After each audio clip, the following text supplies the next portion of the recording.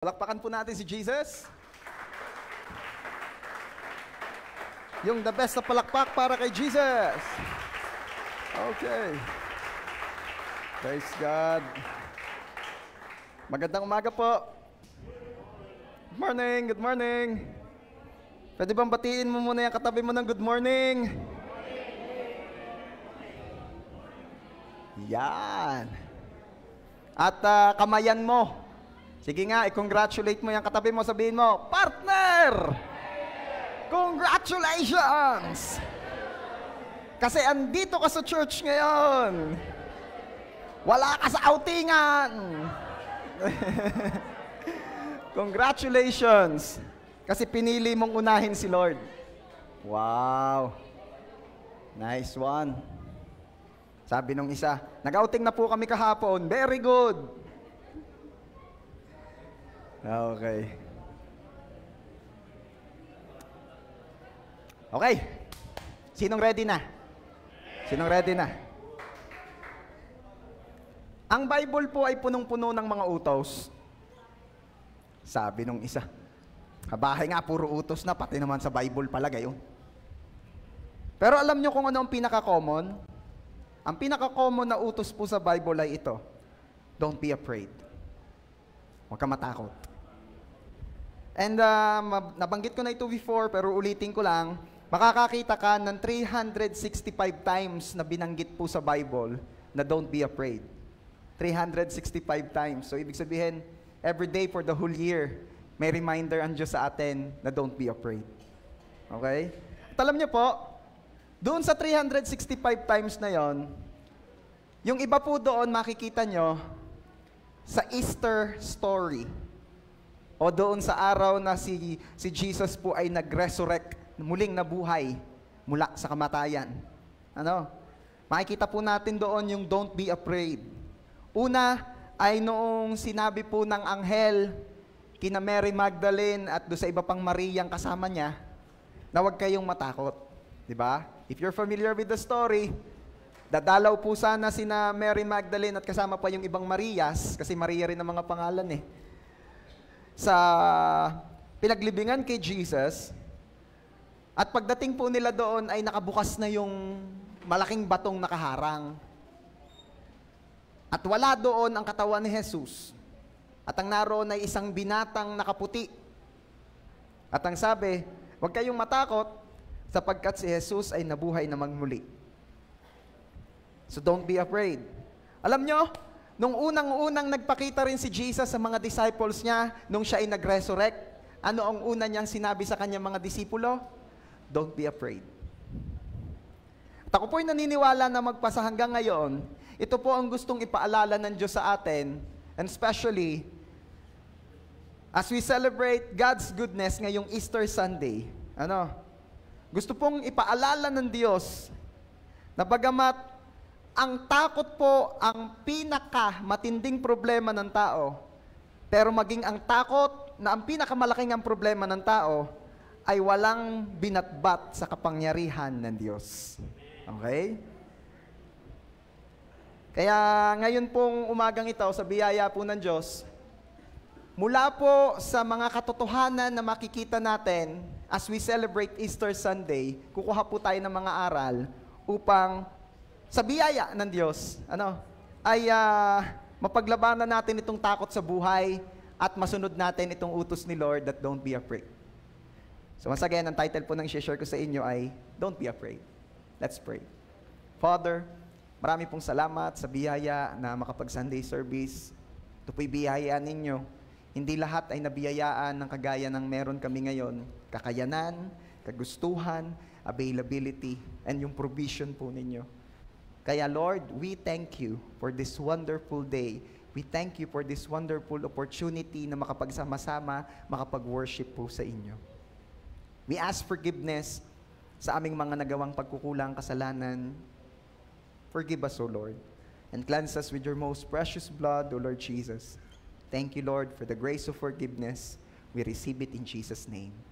And today, Lord, we pray na ang pagtuturo at pagsama niyo po ang aming maranasan. We are declaring your complete victory alone, O Lord Jesus, and the defeat of the enemy in Jesus' name.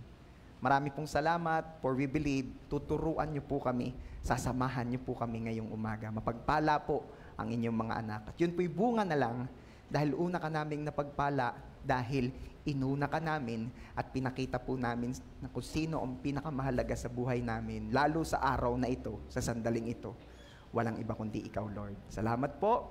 To you alone all the glory and honor. Ito po ang aming prayer in Jesus' name. Amen. The best pong palakpak para kay Jesus.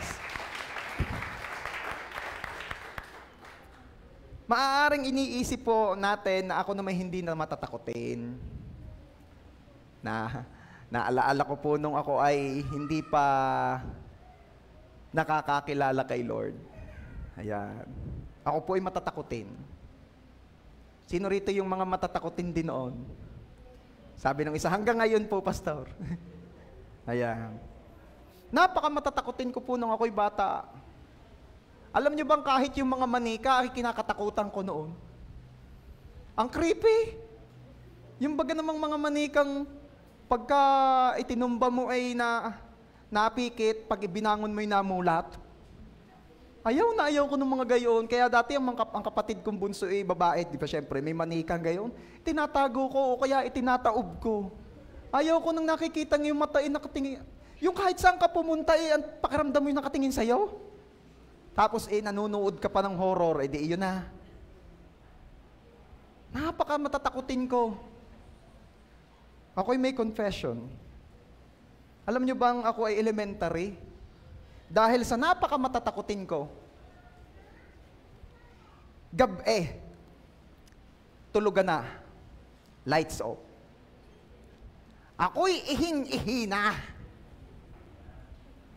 Hindi ako makalabas ng kulambo. Nakakulambo kami dati dahil walang screen ng bahay noon eh. Kaya sa kama kami, naka-screen kami sa kama. Sosyal. Ang tawag day kulambo. Hindi ako makalabas ng kulambo, hindi ako makapunta ng CR. Bakit? Madilim. Ay di buhayin, Pastor, ang ilaw. Madilim, papunta sa buhayan ng ilaw. Ganyan akong kaduwag noong. Alam niyo ginawa ko? Tiniis ko. At nung hindi ko na matiis, niyakap ko ang aking unan. At bahala ng mamura bukas. Buong akala ng aking inay na naginip na naman ako. Sino po rito yung nananaginip ng bata ng palayuan ng ihi? Kaya ikidagis na dagis din naman. Ano? Pasensya na kayo sa mga kwento ko ha. Gusto ko lamang malaman ninyo kung gaano ko kaduwag noon. Gusto ko lang malaman ninyo kung gaano ko kamatatakotin noon. Alam niyo ginawa ng tatay ko?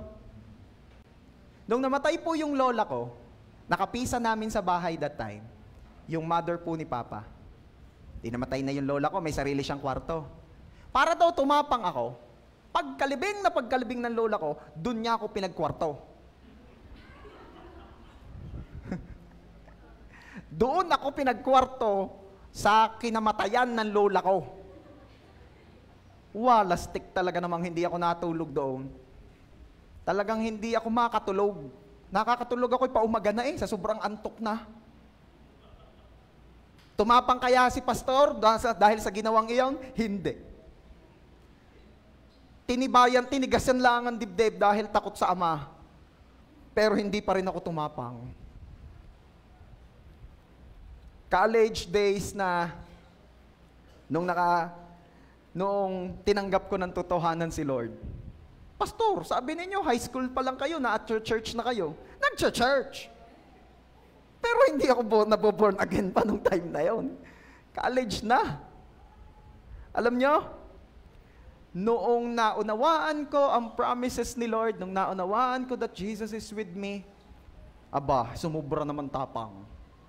Hindi ako nang bababagha ng kapatid. Baka yung iba'y sumubrang tapang ng bababag ng kapatid. College days po ako, dahil ako po'y working student, gabing-gabi na po ako nakakauwi. Dumarating po ako doon sa kanto namin, papasok, 11:30 or 12 ng gabi. At lalakarin ko po yun papasok more than 1 kilometer. May dadaanan po akong Balete, may dadaanan po akong Kawayanan, wala pong ilaw, walang street light. Ang flashlight ko po ay yung nasa lighter, pag hindi green ay blue. Sumubra naman tapang. At di po ako natatakot na that time. Bakit? Kasi ilala ko kung sino ang kasama ko.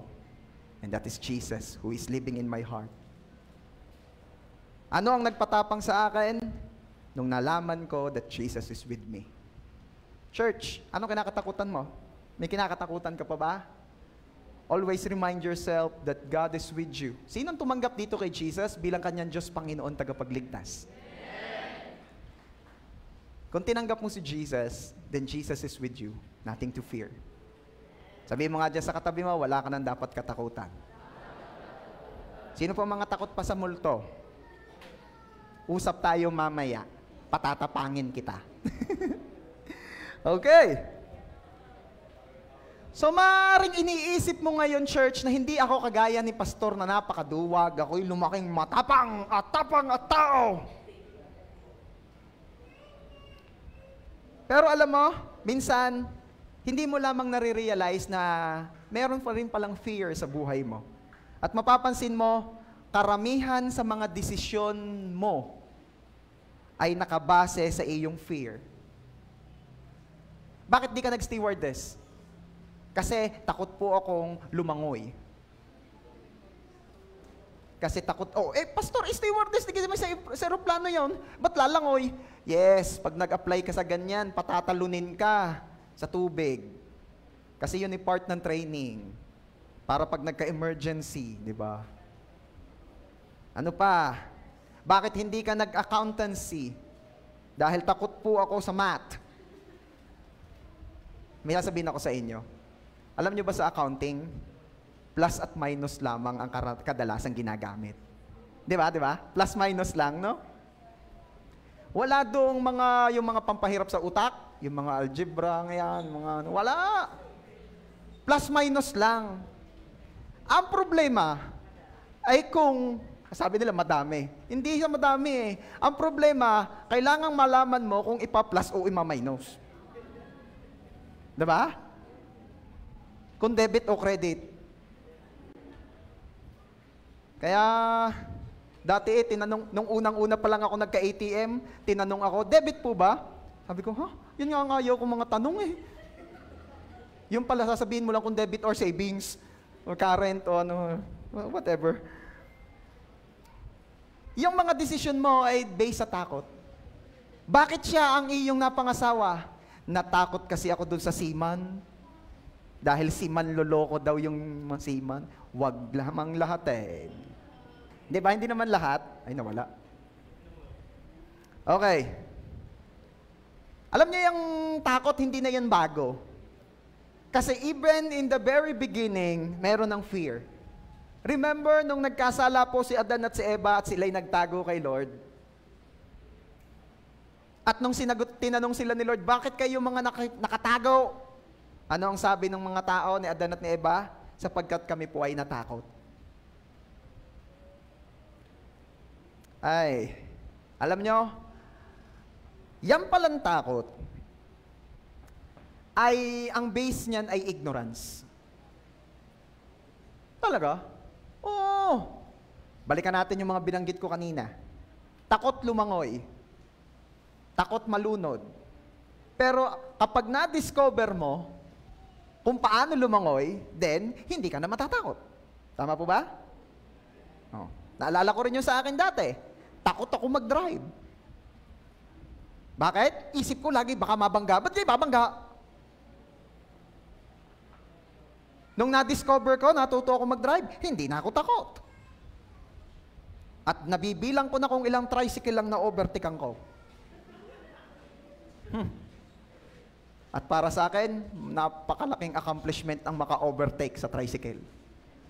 Kasi nung una-una ay talagang sinusundan ko hanggang amin eh. Lastik ay 20 20. Si Papay Panayang Hikab. Ang tagal. Pero kapag nalaman mo ang truth, nakalagtas ka or nakalaya ka sa ignorance, nalaman mo ang katotohanan, magagamot niyan ang anumang takot mo. At ngayon pong umaga sa biyaya ng Diyos, kukuha po tayo ng mga katotohanan na dala ng resurrection ni Christ. Okay? Sabi po sa 2 Corinthians chapter 5, verses 14 and 15. Basahin natin. Jesus included everyone in his death so that everyone could also be included in his life.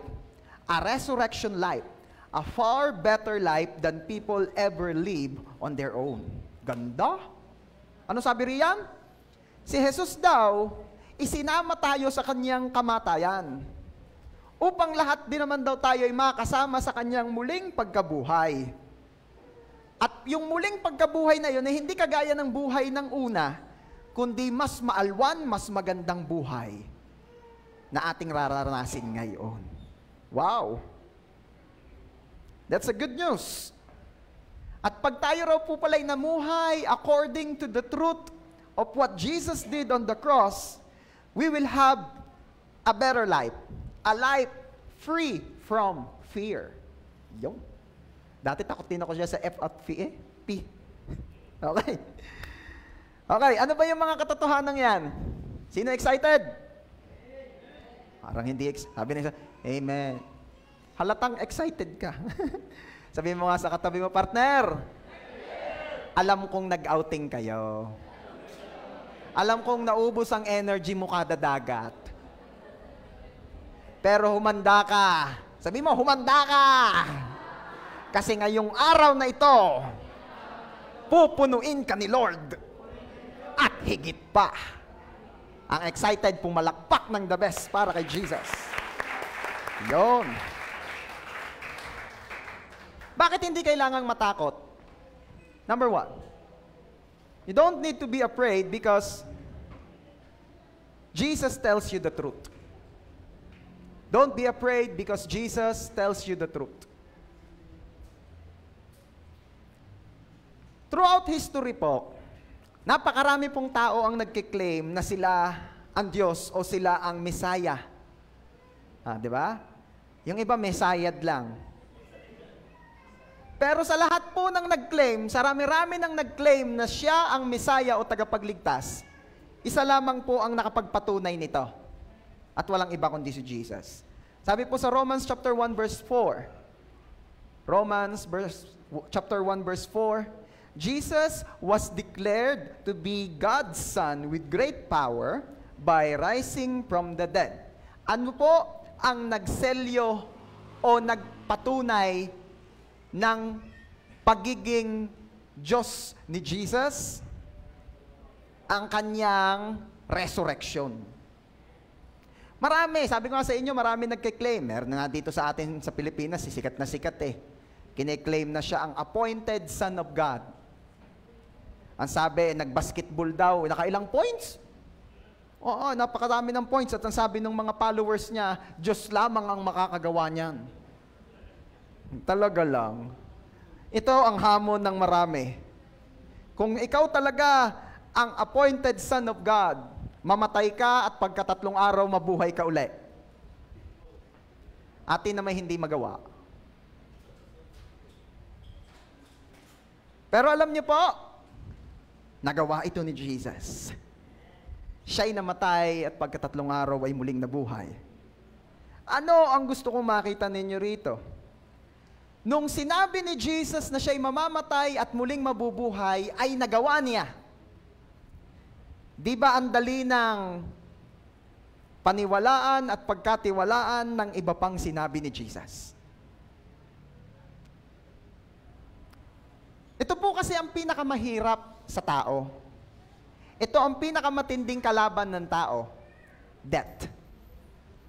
Bakit? Kasi po, ang ibang bagay na may kinalaman sa buhay natin ay kaya na nating gawa ng paraan. Naalala niyo po kung bakit sobra na lamang ang dalamhati at kalungkutan ng mga kapamilya ng mag-a-abroad? Dahil sa bakasyon na lang uli nila yun makikita. After 2-3 years or after contract. Ngayon, nalulungkot pero hindi na masyado. Bakit? May video call naman. Hello? Ano pa? Yung pong mga kumukulubot na balat, nagagawa na rin ang paraan niya. Binabanat. Kaya hindi na makalingon ng ganyan. Pag banat na, dalaw na ang katawan. Belo ang katapat. Okay? Marami na, nagagawa na ng paraan ng mga problema ng tao. Isa na lamang ang hindi nagagawaan ng paraan ng tao.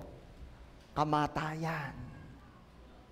Meron na bang nag-offer ng service na bayaran nyo lang po kami ng garning halaga at pagka pakaramdam nyo mamamatay na kayo, kontakin nyo lang kami at hindi matutuloy yon. Magandang negosyo yon.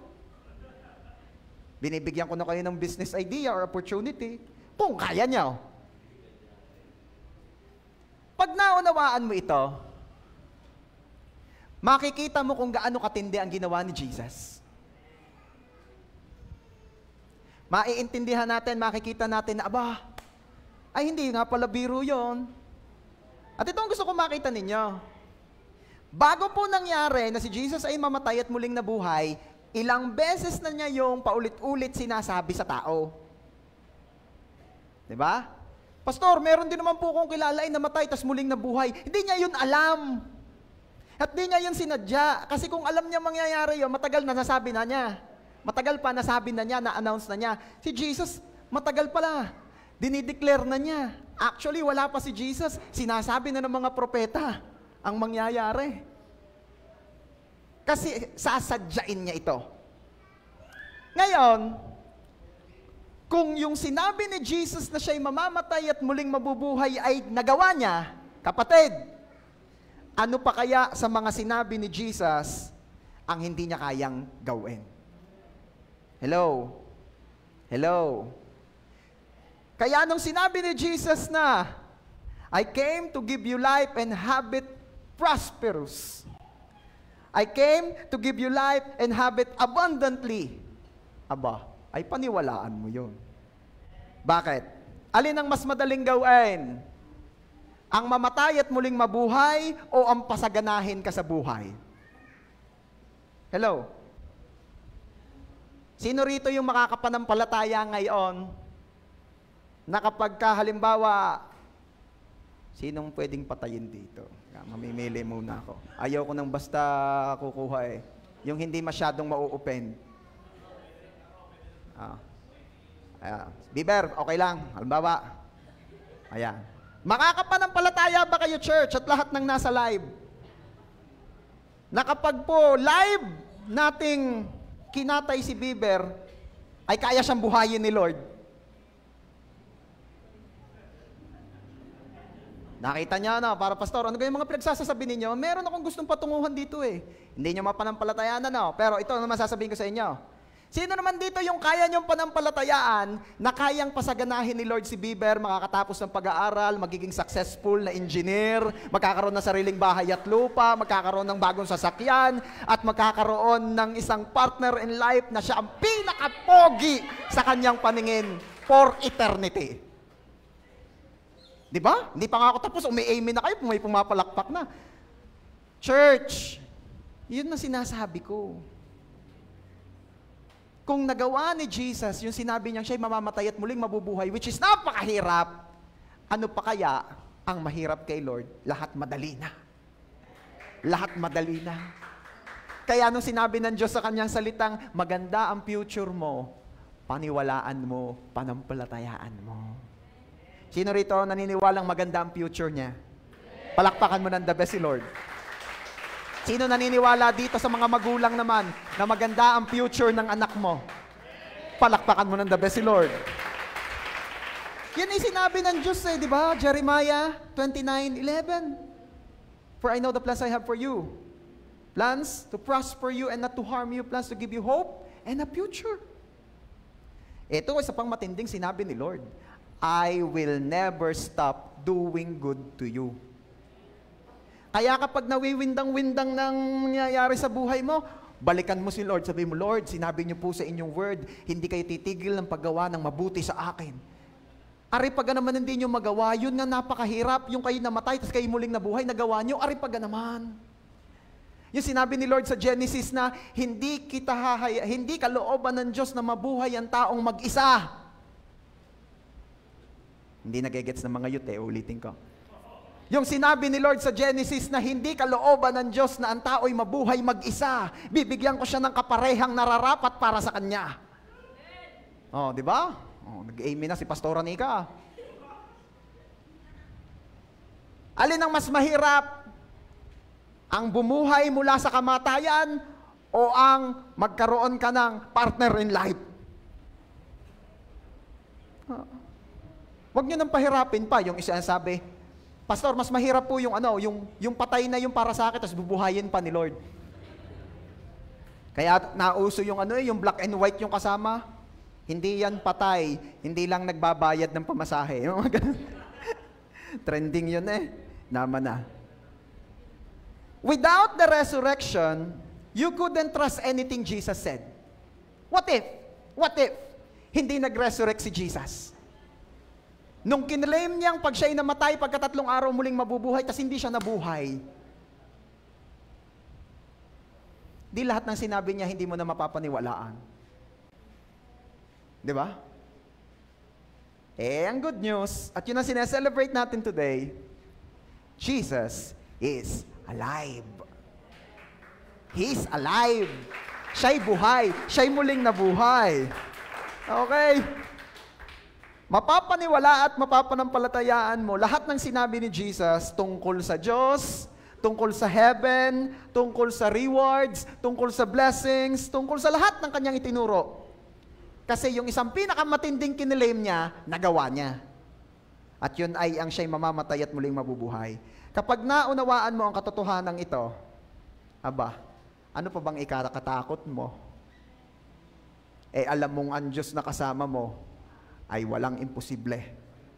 Na alam mo na ang Diyos na tinanggap mo at kasama mo, ay lahat ay kayang gawin. Ultimong yung pinakamatindi, pinakamahirap na gawa niya, ano pa kaya ang mahirap kay Lord? Hello? Talaga, Pastor?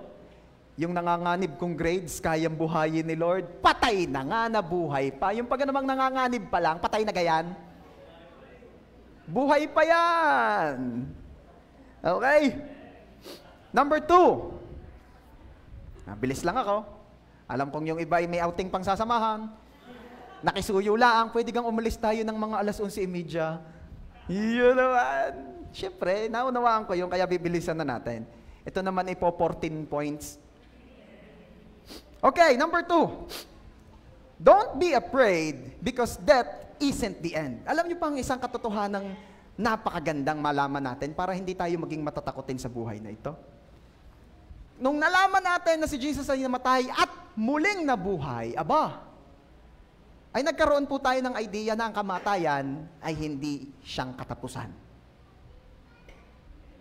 Alam niyo po, napakahabang panahon, ang tao ay takot mamatay. Kasi akala nila pag namatay, tapos na. The end na. Kaya they're living this life as if ito na lang ang buhay at wala nang susunod. Because hindi nila alam na may susunod Hindi nila alam na there is a life after this life.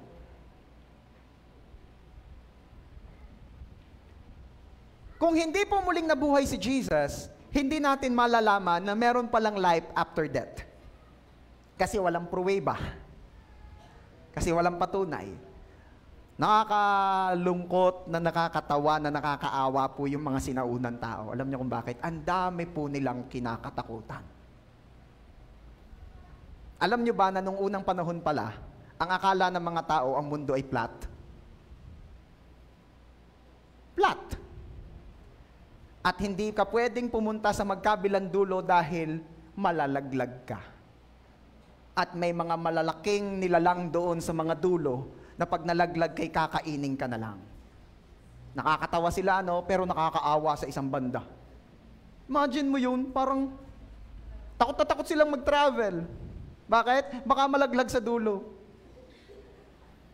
Hello? Kasi ngayon, alam natin na hindi naman ganyan ang mundo Sila takot kasi akala nila, flat na gano'n, may mga dulo. At isa rin po sa kinakatakutan ng tao noon ay death. Kasi akala nila tapos na.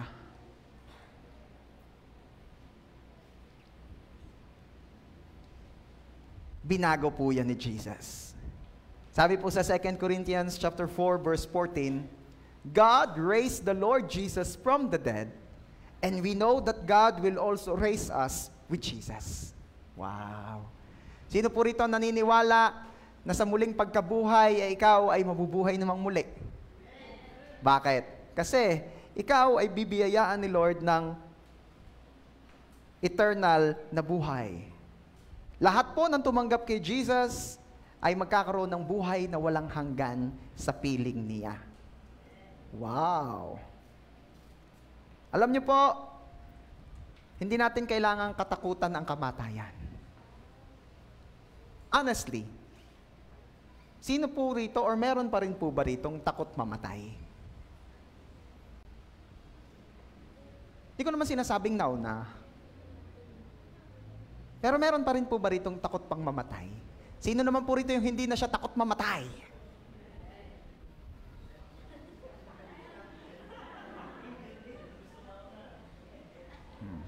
Hindi ko naman sinasabing, hindi ko tinatanong kung sino yung gustong mauna.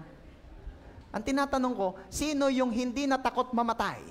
Yung siya'y ready. Anytime na kunin ako ni Lord, ako'y ready na. Taas ang kamay. Taas ang kamay, hindi amen? Okay. O, baba na. Yung takot ka pang mamatay, taas ang kamay.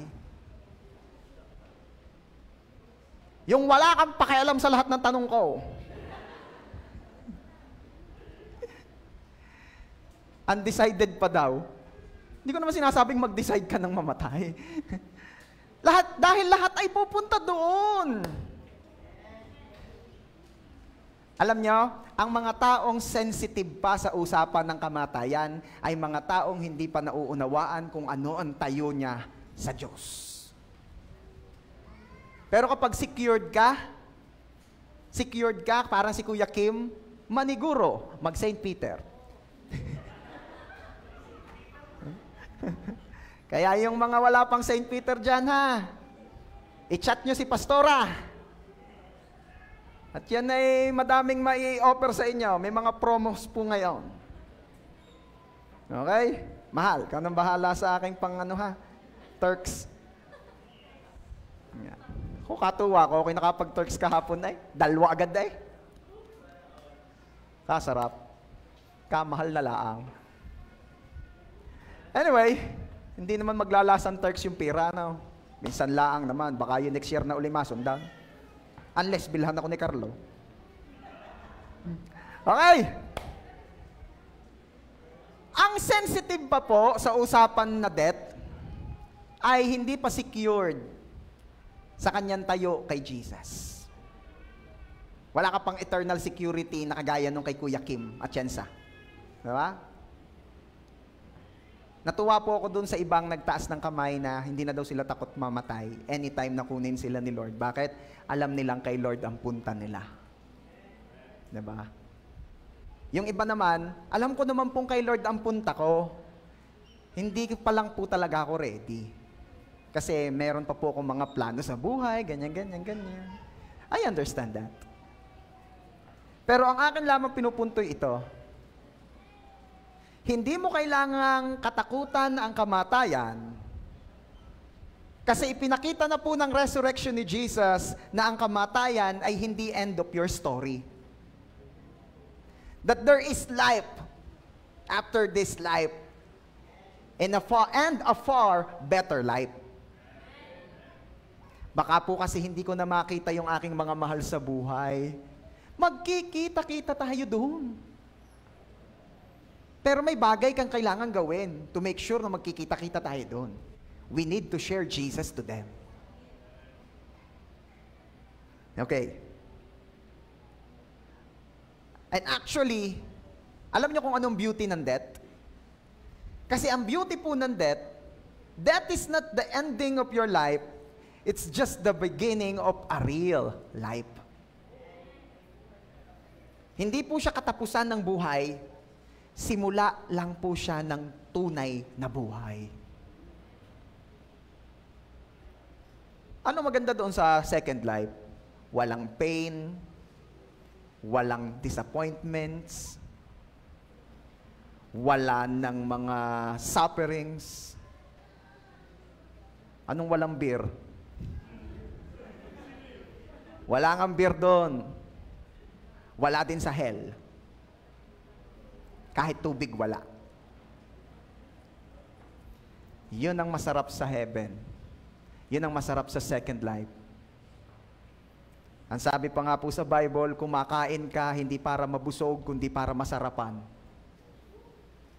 Sarap naman doon. Di ba? Samantalang ako, kagabi, hindi na ako nakakain ng hapunan. Dahil madami na ako nakain ng lunch, wag na daw maghapunan. Bakit? Kasama naman yung tingnan sa live pagka bintog na bintog ari, pag bikil na bikil. Dahil mini-maintain ko na lang yung aking dad bod. Alam niyo yung dad bod? Walang abs yan, pero may sabitan ng bata. Pero hindi na masyadong malaki. Samantalang sa heaven, kahit daw kumain ka ng kumain, hindi ka lalaki kasi hindi ka naman kumakain para mabusog, kundi para lang masarapan. Wow! Honestly, yan yung isa sa mga kina-excitingan ko sa langit. Pastor, may buffet po ba sa langit? Malamang. Malamang. Okay. So don't be afraid because that isn't the end. Baka yung iba ang kinakatakutan mo'y kamatayan, huwag kang tumatakot sa mamatay ha. Kaya kapag may nag-aalok sa iyo ng St. Peter, maging open-minded ka. Hindi yung, naku, wag na muna nating pag-usapan yan, alukin muna ako ng ibang produkto, wag na iyan. Bakit? Hindi ka ba mamamatay? Hindi pa naman ngayon. O kailan mo gustong pag-usapan ito? Pagpapatay ka na? Ayoko na nga ng ganyan, wag na nga mga patay-patay. Okay. Okay, di wag. Pero that's the second truth. Don't be afraid because that isn't the end. Number 3. Yan, last na. Don't be afraid because God loves you extravagantly. Wow, palakpakan nga natin si Lord dyan. Wow. Alam niyo po ang Diyos, pag nag-I love you, hindi siya magpapadala sa iyo ng card, tapos nakalagay, I love you. Hindi siya magpapadala ng roses and chocolates, tapos may note doon na, I love you. Hindi po siya magbibigay ng kung ano-anong regalo para lamang sabihin sa iyong, He loves you. Ganito siya mag-I love you. Binigay niya ang kanyang sarili para hindi ka mapahamak. Grabe yun.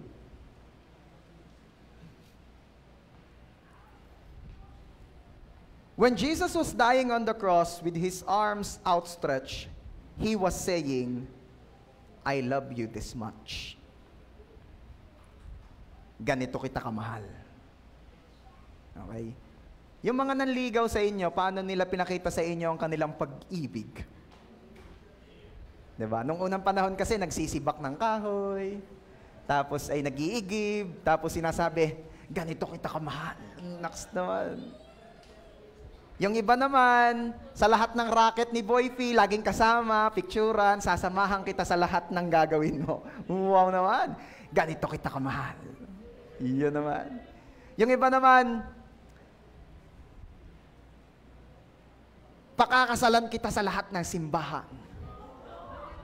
Tindi.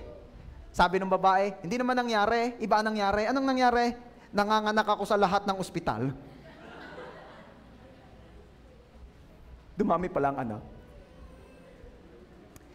Si Jesus po, nung nagsabi ng I love you, ay yung nakapako po siya sa cross, pinapahirapan doon, samantalang tayo po na sana'y nahihirapan ang siyang naalwanan, at sinasabi niya, I love you this much. Kaya kapag lagi ka pa ring may doubt about God's love for you, remember the cross. Sabi nga, feeling lost, go back to the cross. The best way para muli kang mapapunta sa tamang landasin ng buhay is not to go back sa kung saan-saan, but to go back to the cross. Yun ang pinakamatinding pantama ng direksyon sa buhay. So whenever you're feeling lost, go back to the cross. Go back to Jesus. Yan po kasing takot at love ay hindi pwedeng magsama sa iisang lugar. Magkakontra yan? Magkakontra. Naalala ko po ang kwento nila nung minsang nagkaroon ng Manila Clasico. Sino magkalaban sa Manila Clasico? Ha? Ginebra at? Anong bay? Anong bay? Ginebra at? Pure Foods.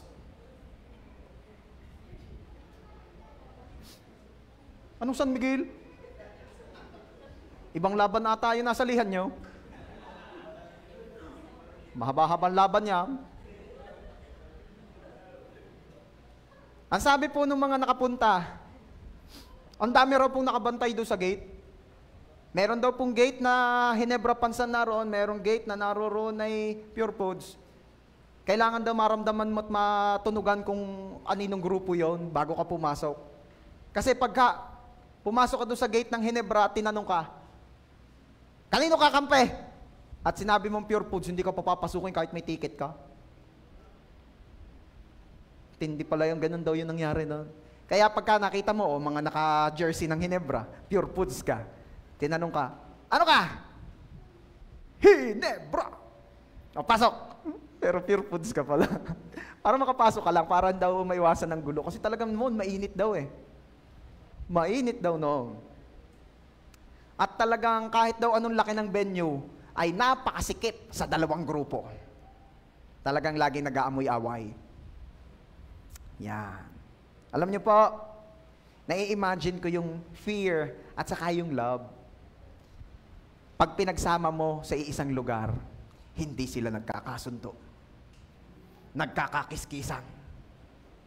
Bakit? Kasi po, hindi pwedeng pagsamahin ang fear and love.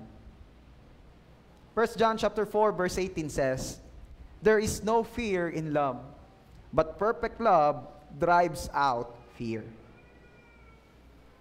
Hindi pwedeng pagsamahin kasi wala daw takot sa pag-ibig. Walang takot sa pag-ibig. Dahil ang pag-ibig ay nagtataboy, nagpapalayas ng takot.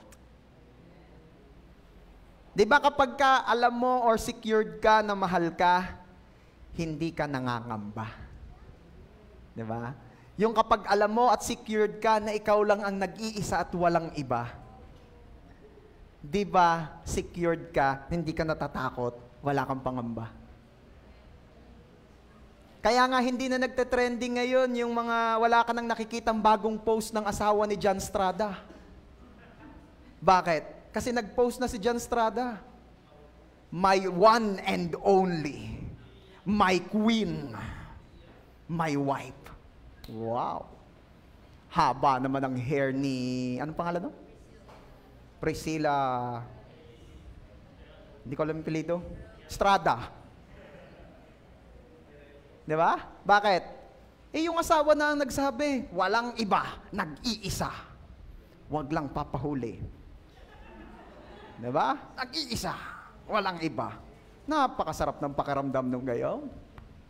Mga asawang babae or mga girlfriend, di ba? Ang sarap ng feeling nung wala nang iba, nag-iisa. Napakalaki po ng need ng babae sa security. Maniwala po kayo mga kalalakihan. Oo nga po, pastor, kaya nga po nag-security guard ako. Hindi. Kailangan siya lang, walang iba. Kaya, kayo'y matututo ha. Huwag kayong magsasabi sa inyong girlfriend ng, alam mo, aray, kaganda na rin. Tingnan mo rin, kaganda. Tapos pag tingin niya ay, hindi siya, humanda ka. Ito pa, pag yung inyong girlfriend o inyong asawang babae, nagpakita sa inyo ng picture ng babaeng maganda, tinanong ka kung maganda, anong isasagot mo? Napakapangit naman niya sa mo kinuha yan. Gayon! Hindi yung, maganda nga. Ako, humanda ka. Talagang yung iyong uso, hindi mo lang ako sa mapupulutin. Pag pinakita sa iyo aray mga sagot ko kasi hindi na masyadong nabenta kay Pastora yung mga, kapangit ka na yung hindi na nabenta Minsan may papakita yun sa akin, sabihin ko mahal, wag naman ganyan, ako nakain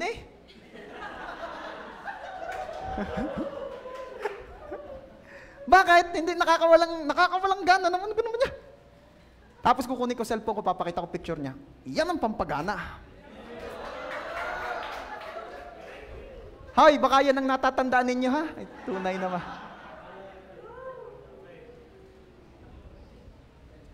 Ako'y minsan nang nagkamali ng sagot at ng padalay, kaya hindi ko na uulitin.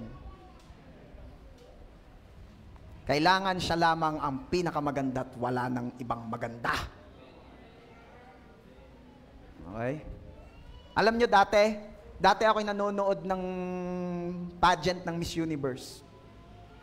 Hindi naman ako interesado sa ganda. Interesado ako doon sa Q&A. Doon ako natutuwa. Lalo pa pag yung mga hindi, alam mong yung bansang pinanggalingan ay hindi talaga nag-i-English, tapos pag sumagot, walang translator. Ako'y hanga, saan tuwa? Ngayon din ako nanonood ng mga gayon. Pinapanood ko na lang lagi yung picture na aking mag-iina. Bakit? Yan ang magaganda. The rest, sorry na lang kayo.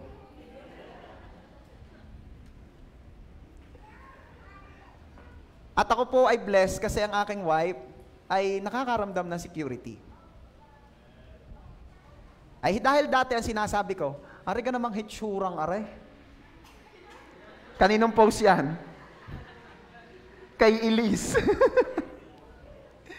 Aring sasabi ko dati, ari kang hitsurang are, may mapapaibig pag ang iba. Di ikaw lang naman, wala nang iba. Hindi na mabenta sa kanya bakit?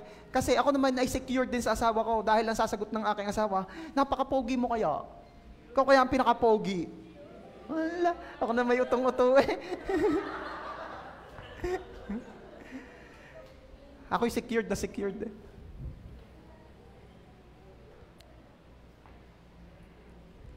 There is no fear in love. But perfect love drives out fear. Sino po rito ang secured sa love ni Lord sa Kanya? Church, kung ikaw ay secured, kung ikaw ay sure na mahal ka ng Diyos, nothing to fear in this life. May ina-applyan ka na mas mataas na posisyon, go for it. Pastor, nakakatakot, baka ganyan. Naniniwala ka bang mahal ka ni Lord? Opo. Hindi ka pababayaan ni Lord. Ipopromote ka ni Lord. Itataas ka ni Lord. Dahil lang nagmamahal, ang walang ibang iniisip, walang ibang hinahangad, kundi ang ikabubuti ng kanyang minamahal. Pastor, parang hindi nga mabuti ang nangyayari sa akin. Magtiwala ka pa rin. Kasi hindi porket hindi maganda o pabor o gusto mo ang nangyayari sa iyo, ay nangangahulugan ng hindi ka mahal ng Diyos. Mahal ka ng Diyos. Be secure with that. Kaya ano pang nangyayari sa iyo, ano man ang nararanasan mo ngayon, magtiwala ka lang dahil lang Diyos na kumikilos sa buhay mo, mahal ka. Ano sabi ko? Mahal ka ni Lord. Nothing to fear. Nothing to worry.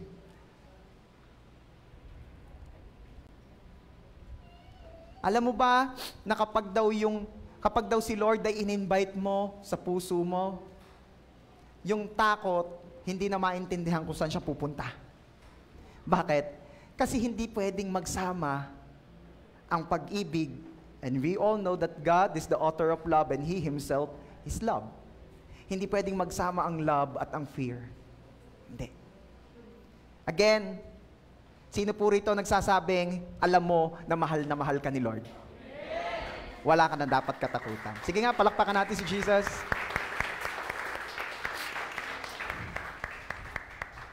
Mahal ka ni Lord, so God will take care. God has a good plan for your life. Alam mo yung mga nagmamahal, maganda ang plano niya sa minamahal niya. Kaya kung may boyfriend ka, tanungin mo kung anong plano niya sa'yo. Kasi kung wala yung plano, eroplano. Kung wala yung plano, ay wala kang plano talaga. Kailan mo ako papakasalan? Pag mga 27 na tayo or 26. Pero pag yung kasal, agad-agad, nagmamadali. Hindi nagmamadali, nagtatanong lang para alam kung may plano ka ba talaga sa akin. May plano naman, masama. Ang nagmamahal po ay may magandang plano. Sabihin mo nga, ang nagmamahal ay may magandang plano para sa akin. O ngayon sabihin mo naman, pag mahal ako, maganda ang plano sa akin. Kaya kapag walang masabing magandang plano sa iyo, ewan, tanungin mo rin. Pastor, tunay naman kayo na may paamboy pa kami kakasal na kaya na lang magkakagalit gawa ng mga padalin yung iyan. Sabihin mo nga kung anong plano mo. Ay, ang plano ko huy rin Ako huy maghahanap buhay. Tapos, ay di siya siya maglilinis ng bahay, siya ang maglalaba, ay katulong pala ang hanap mo. Maniwala kayo sa akin, kung noong sa simula pa lang, nagkausap na yung mag-asawa, na gayon ang gagawin doon sa asawang babae, ewan kung magkaroon ng kasalan. Gagawin mo pala akong katulong, sabi mo gagawin mo akong prinsesa. Alipin pala. Nung nililigawan, laging binibilhan ng bagong damit. Nung asawa na, ultimong pang-alis, amoy galunggong na pinirito. Uniform na ang pang-church, yun na lang ng iyon.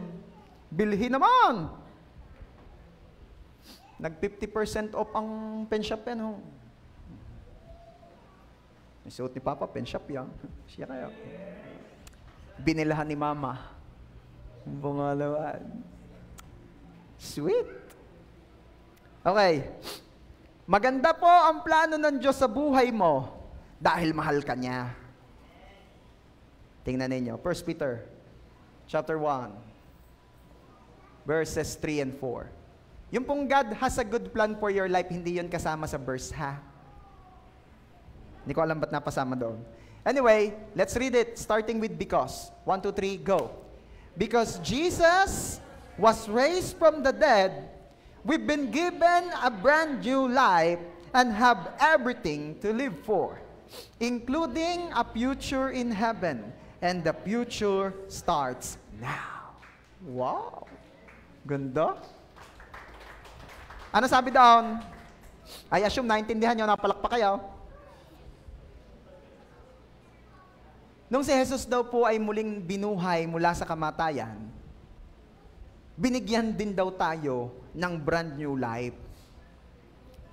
At kasama po doon sa benepisyo ng muling pagkabuhay ni Jesus ay yung future na nag-iintay sa atin in heaven. At alam nyo bang yung future na yon ay nagsimula na ngayon? Wow! Mahal ka ni Lord kaya may maganda siyang plano sa'yo. Maganda ang future mo. At ang future mo ay hindi ka maghihirap sa hell, ikaw ay mag-i-enjoy sa langit kasama ni Lord. Wow. Pwede ko ba marinig yung the best na palakpak ng mga papuntang langit? Iyo. Nagbasa po ako ng mga comment, sabi doon sa post ni Kuya Kim Atienza, pala desisyon. Ay, pala desisyon? Ikaw na nagdi-decide kung saan ka pupunta, inunahan mo pa si Lord. Alam niyo kung ba't nakakapag-comment sila ng ganon? Kasi hindi nila naiintindihan na pwede palang masigurado kung saan ka pupunta kahit buhay ka pa. Remember the stories? Diba? At saka, remember the verses? For God so loved the world that He gave His only Son, that whosoever believe in Him will not perish but have eternal life. Oh. Buhay ka pa, alam mo na kung saan ka pupunta, basta tinanggap mo si Jesus. Yung magnanakaw, kanausap ni Jesus, anong sabi? Ngayon din, isasama kita sa paraiso. Patay na ba yung magnanakaw? Buhay pa. Isasama na daw sa paraiso. Sure na siya kung saan siya pupunta. Kaya, kagaya ni Kuya Kim, makakasigurado ka rin kung saan ka pupunta kahit buhay ka pa. If you have a relationship with Jesus, sure heaven ka. Sabihin mo nga dyan sa katabi mo, sure na heaven ka. Basta manatili ka kay Jesus. Okay? What else? Kapag mahal, inaalagaan, iniingatan. Diba? Kaya kapag ka girlfriend, nung ikaw ay nililigawan, ikay ingat na ingat, at nung napasagot ka na, ay pabaya ka na, tay muna. Baka hindi ka niyan mahal. Huwag mong tingnan ng ganyan, natatakot eh. Iniingatan. At hanggang kailan o hanggang gaano katinding pag-iingat, hanggat kaya. Diba? Hanggat kaya. May mga kilala nga akong magulang, sobrang protective sa anak eh. Ayaw daw padapuan sa lamok at sa langaw. Grabe. Tapos masasalisihan lang ng tambay. Naman na. Kat.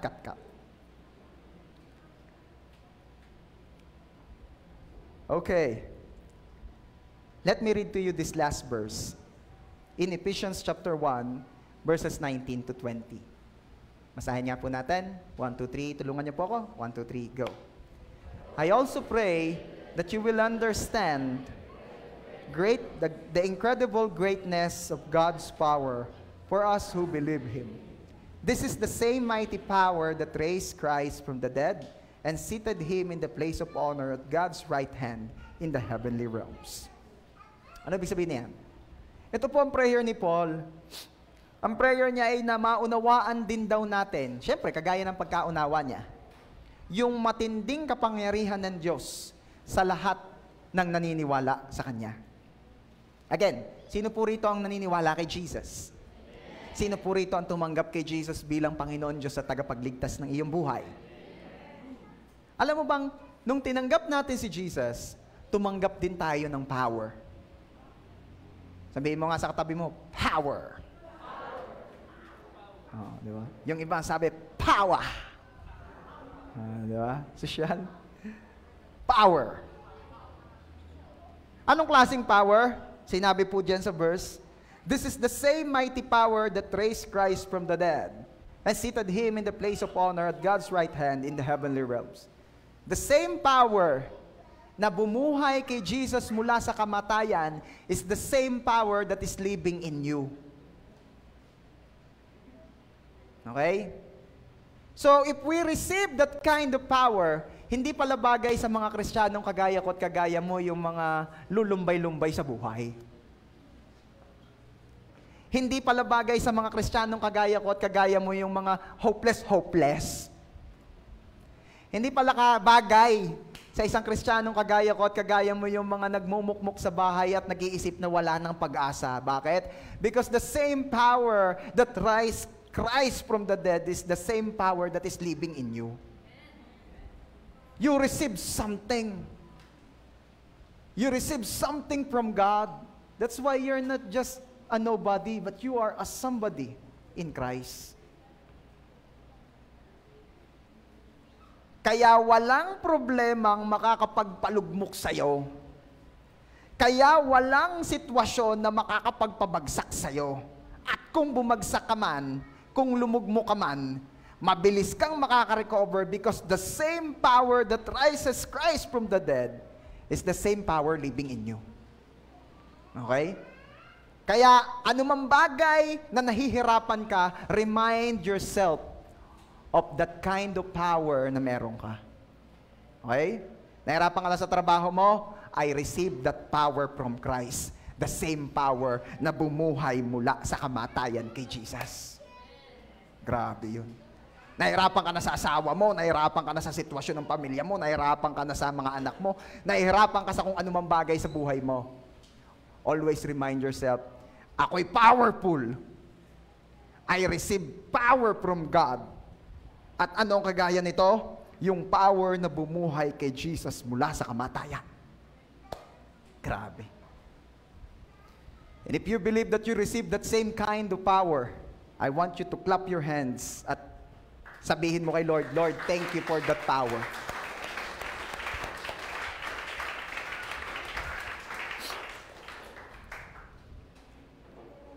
Pastor, thank you for reminding us ng mga bagay na yan. Pero, again, hindi mo alam kung gaano kabigat ang pinagdadaanan ko ngayon. Maaaring meron dito hindi sinasabi yan, mabigat ang sitwasyon ko, Pastor. You don't know kung anong pinagdaraanan ko. Mabigat, mahirap, malaki ang problema ko. Mabigat. But once again, as we end, gusto kong balikan natin yung first ever Easter. Sinabi ni Mary Magdalene sa kanyang mga kasama, tara sa libingan ni Jesus at lalagyan natin yung katawan ni Jesus ng mga pabango. Kasi syempre, naaagnas na yun eh. Para bumango. Kaya lang, sabi nila, on their way, habang papunta sila doon, nag-uusap sila, ay sinong magbubukas nung napakalaking batong iniharang doon sa libingan? Puro tayo babae. Sinong magtutulak nun? Sinong magbubukas nun? Napakabigat nun. Sabi ng mga babae. Sabihin mo nga, sa katabi mo, napakabigat nun. Sa kabila naman sabihin mo, napakabigat nun. Yun ang problema ng mga babae. Yun ang problema ni na Mary Magdalene that time. Napakabigat nung bato. Sino ang mag-aalis ng mabigat na batong nakaharang? Pero alam nyo, pagdating nila doon, bukas na. Wala nang harang. Yung pinoproblema nilang mabigat, inalis na ni Lord. Ano sabi ko? Yung pinoproblema nilang mabigat, inalis na ni Lord. Pagdating nila doon, yung ine-expect nilang kakaharapin nilang mabigat na bato ay wala na. At ano ang kanilang nadatnan? Hindi mabigat na bato. Ang kanilang nadatnan ay good news. Ang kanilang nadatnan ay yung lalaki, and that is an angel na nagsasabing, wala na si Jesus dito. Siya'y muling nabuhay. Siya'y muling nabuhay. Again, ang ine-expect ng mga babae ay mabigat na bato. Pero ano ang dinatnan nila? Good news. Ano ang dinatnan nila? Pag-asa. Ano ang dinatnan nila? Grabing kalayaan. Grabing napakatinding miracle. And what is that? That Jesus who died on the cross rose again after 3 days. Kapatid, ano ang mabigat sa iyo? Ano ang kinakaharap mong mabigat ngayon? I know some of you here, may pinagdadaanan ka, may kinakaharap ka, strong ka lang kaya hindi halata. It could be in your studies, it could be in your family, it could be in your work, it could be personal. It could be an addiction. It could be a big problem sa father mo, sa nanay mo, sa kapatid mo, sa negosyo, sa trabaho, sa pag-aaral. Ano man yan? Ano man yang mabigat na yan? Alam ng Diyos na bago ka dumating sa lugar na ito, bago ka pumunta ngayon, yun ang iniwan mo. Yun ang kinalimutan mong pansamantala because you want to worship God. Alam ni Lord yan. But I want you to know that right after this service, hindi mabigat na bato ang daratnan mo, kundi good news. Ang sabi ko, kagaya ng dinatnan ni Mary Magdalene, hindi mabigat na bato. God is working behind the scene. God is doing something. Siya ang Diyos na muling nabuhay mula sa kamatayan. Walang mahirap sa Kanya. Walang mahirap kay Jesus. And if you truly believe in Him, if you truly put your faith in Him, come on, arise. Tumayo ka at ipakita mo ngayon na naniniwala ka sa Kanya. Ipakita mo ngayon as you worship the Lord na naniniwala ka na right after this service, right after you worship God, yung mabigat na kinakaharap mo ay hindi mo na madaratnan. Ang daratnan mo ay good news. So don't be afraid. Trust Jesus. Don't be afraid. Trust God. Again, hindi ako magsasawang tanungin kayo kahit paulit-ulit. Sinong naniniwala ritong mahal ka ni Lord? Sinong naniniwala ritong mahal ka ni Lord? Kung naniniwala kang mahal ni Lord, believe. Believe in Him. Believe na siyang gagawa ng paraan sa kinakaharap mo. Come on. Come on. Sa halip na problema ka, sa halip na alalahanin mo kung ano yung iyong mabigat na hinakaharap mo pinagdadaanan, come on, raise up your hands towards heaven and worship the risen King. Silence the voice of sin and grace. Heavens are roaring the praise of your glory. For you are raised to life again. You have no rival. Come on, worship God. You have no equal. Now and forever, God, you reign. Yours is the kingdom. Yours is the glory. Yours is the name above all names. That could not hold you. You little before you. To silence the voice of sin and grace. The heavens are roaring the praise of your glory.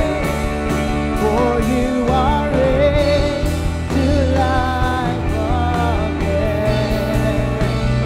You have no rival. You have no equal. Now and forever, God, you reign.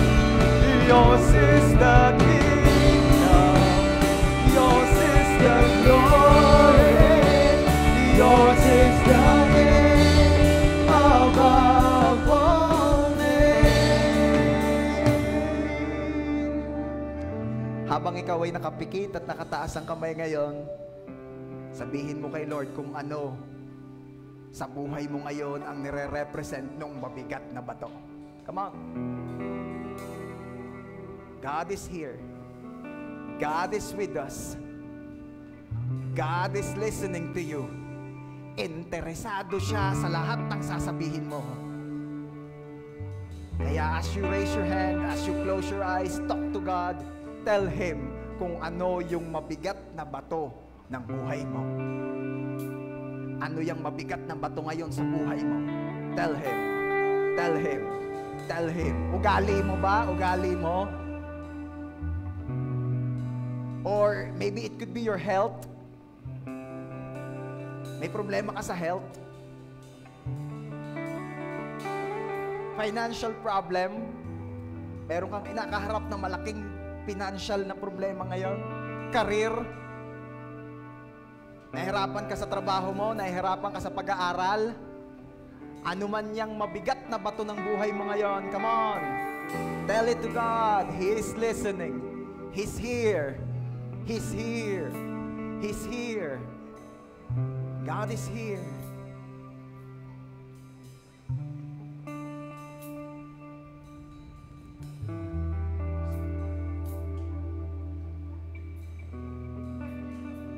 Death could not hold you. The victory before you. You silence the voice of sin and grace.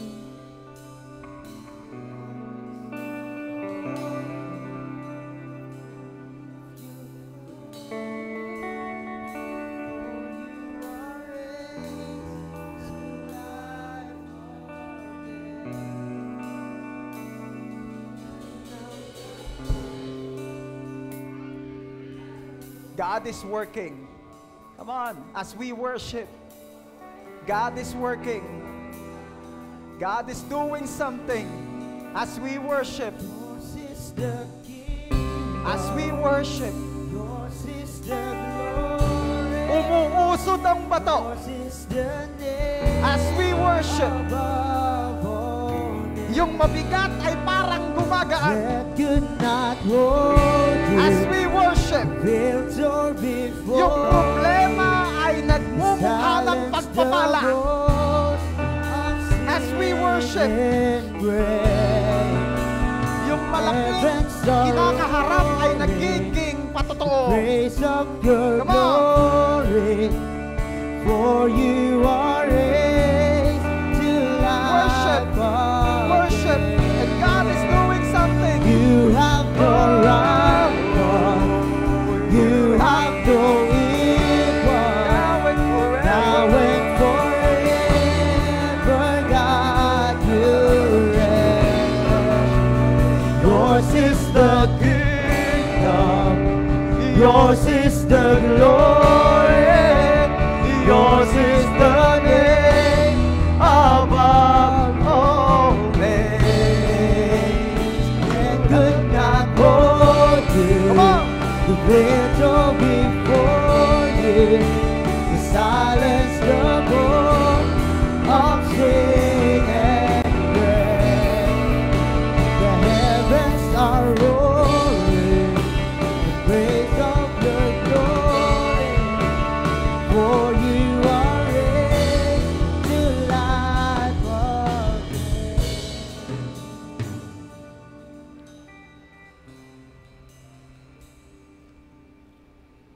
In a moment of silence, God will speak to you today.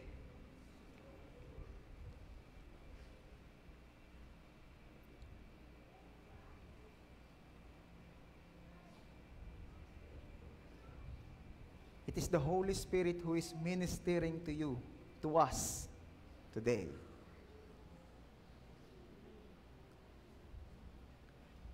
And God is telling you na ano man yang mabigat na yan, ay pinagagaan na niya. Ano man yang mabigat na yan, ay gumagaan na. God is doing something. Believe me, God is doing something. He is doing something in your life now.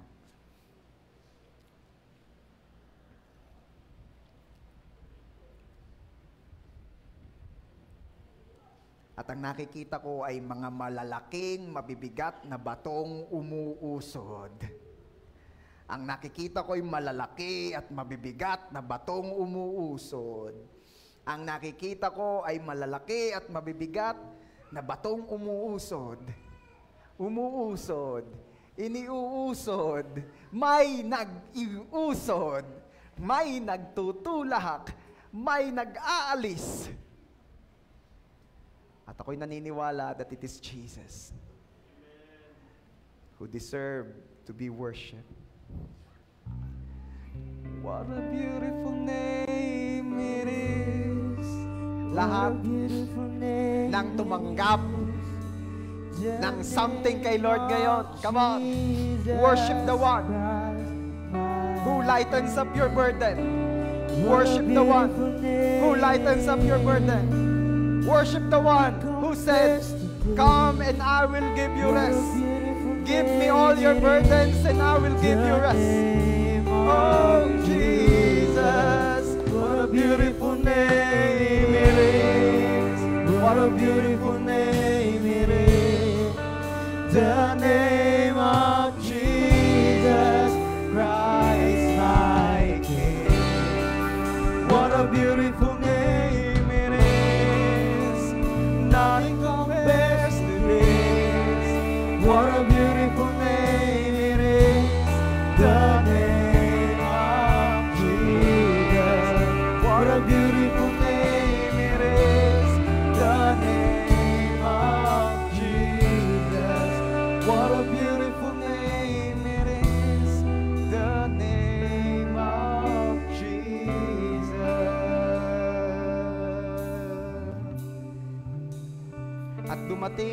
Mariang Magdalena, kasama pa ang isang Mariang ina ni Santiago. At pagdating nga nila sa lugar kung saan inilibing si Jesus, ay nakita nila na ang malaki at mabigat na bato ay wala na.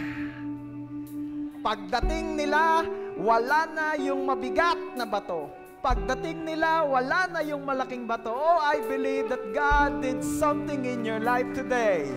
I believe that God did something in our lives today. I believe because I believe that God loves us so much.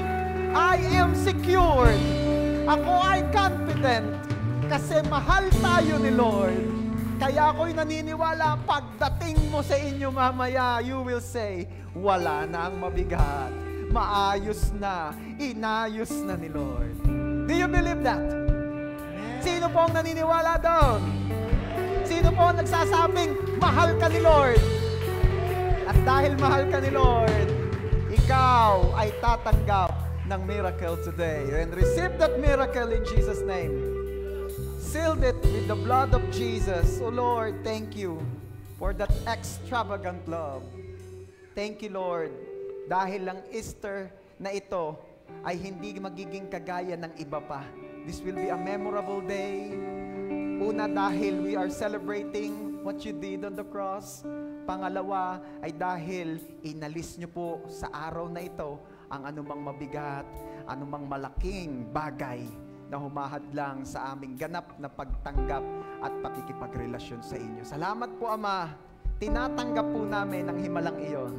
We receive it and we are so excited sa mga bagong patotoo. Thank you so much, Father. To you alone all the glory and honor.